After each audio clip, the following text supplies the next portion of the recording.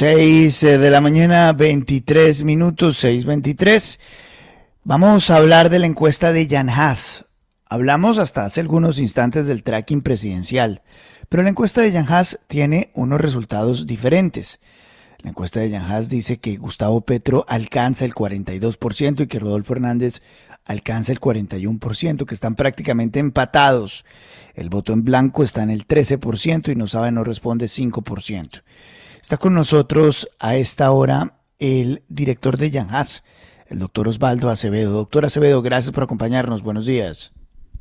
Muy buenos días, Luis Carlos. Muchas gracias, pero quiero aprovechar la oportunidad para darle las gracias a ustedes y a todos los demás compañeros del Grupo RCN que están haciendo un esfuerzo realmente grande y valioso para mantener informada a la población acerca del desarrollo de esta campaña electoral. De manera que eso es una gran noticia. Muchas gracias, doctor Acevedo. Y estas herramientas que usted también nos entrega nos permiten entender un poco más qué es lo que está pasando en Colombia.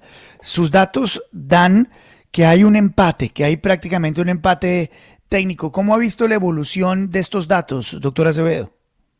Pues muy interesante porque apareció un voto en blanco y un no sabe, no responde extraordinariamente alto en esta encuesta, lo cual parece ser consecuencia de lo novedoso que está ocurriendo en este momento entre un candidato como Gustavo Petro, que llega a muchos años, y uno nuevo que acaba de llegar, pero que ya lo alcanzó y entran ahora en este momento en una cosa que llamamos nosotros el embalaje final.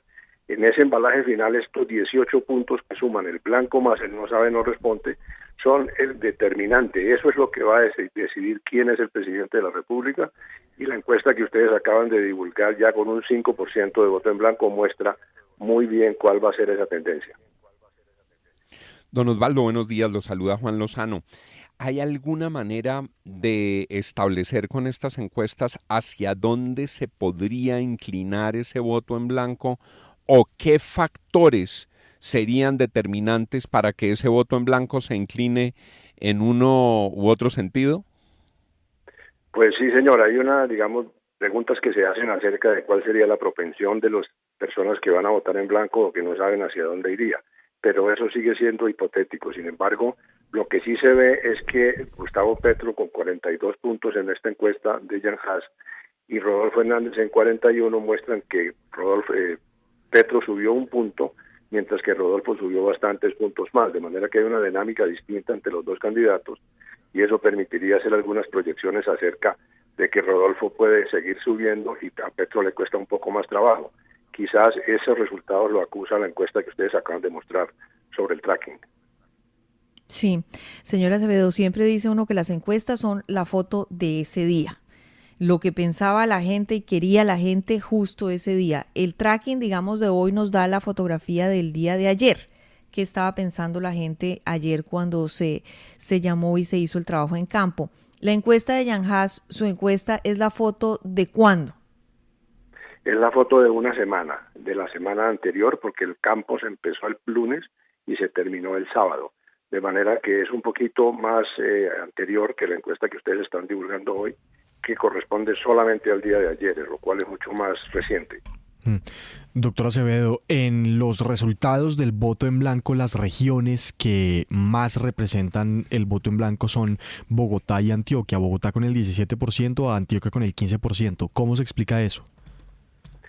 Porque lo que analizamos sobre el tema de Antioquia es lo siguiente. Antioquia tenía dos candidatos paisas compitiendo y ambos salieron de la contienda en la primera vuelta. De manera que eso puede ser una de las razones que explique ese voto en blanco tan alto. Y en el caso de Bogotá no sabría decirle cuál sería la hipótesis más interesante, pero también se ve que en la zona de Santander, la zona oriente, es tal vez de los más bajos. De manera que ahí hay como alguna tema que tiene que ver con el origen de los candidatos, porque igual que vimos que Santander puso un 66% de votos sobre el universo electoral y el Huila otro 66%, puede tratar de decir que los candidatos locales tienen una cantidad de votos mucho más importante en sus regiones que los que no lo son así. Pero estos son temas simplemente de análisis hipotético. Don Osvaldo, ¿cuáles son las diferencias de su encuesta con las otras reveladas este fin de semana de Guarumo y con el tracking que presentamos diariamente a las 6 de la mañana en la FM? Bueno, yo la de Guarumo no la conozco mucho, pero con el tracking que presentan ustedes, las diferencias son básicamente que las encuestas personales se hacen en el hogar y se usa el tarjetón para que las personas que no tienen mucho conocimiento de algún candidato lo puedan identificar más fácil visualmente. Y la segunda, que el tema telefónico también. Entonces son dos diferencias metodológicas que pueden traer algunos resultados y explicar las diferencias. Señor Acevedo, con los buenos días, le saluda William Calderón. Estaba revisando la parte de la fidelidad en el voto, por quién votó en primera y por quién votó en segunda, y muestra claramente que hay más fidelidad en el voto de Gustavo Petro que en el de el señor Rodolfo Hernández.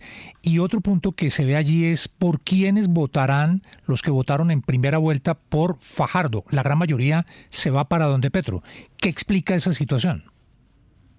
Bueno, ese es 95% es muy alto para Gustavo Petro, pero también 90% es alto para el caso de Rodolfo Hernández. Entre los que votaron por ellos en la primera vuelta van a votar en la segunda. Lo segundo que se ve muy claramente en el análisis es que la votación de Fico Gutiérrez, 81% se va a ir hacia Rodolfo Hernández. De manera que ahí se encuentra una gran afinidad.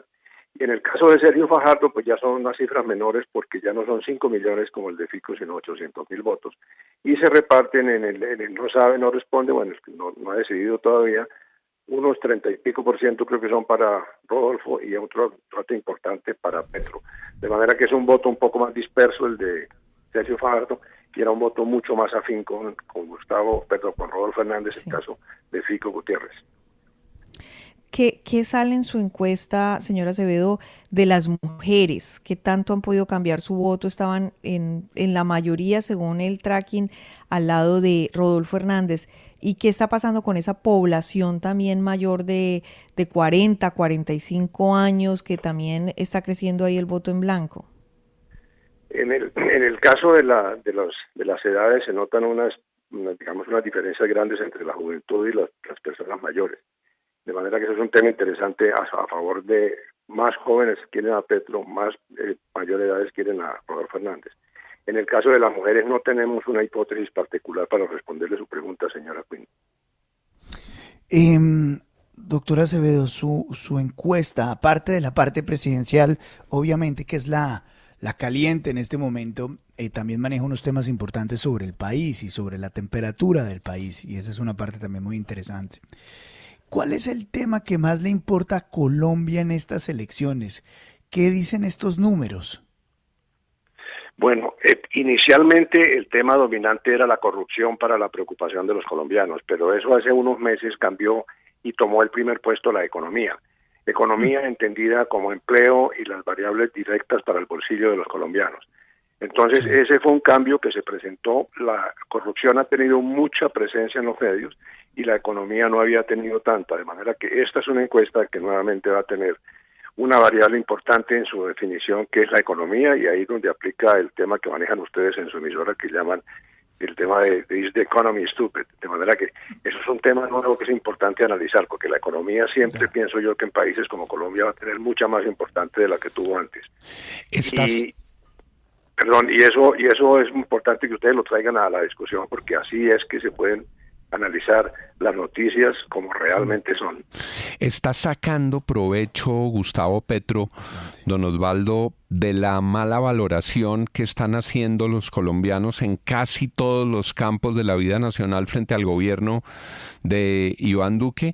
Digamos que la valoración sobre el gobierno Duque le está ayudando a Gustavo Petro en esta campaña.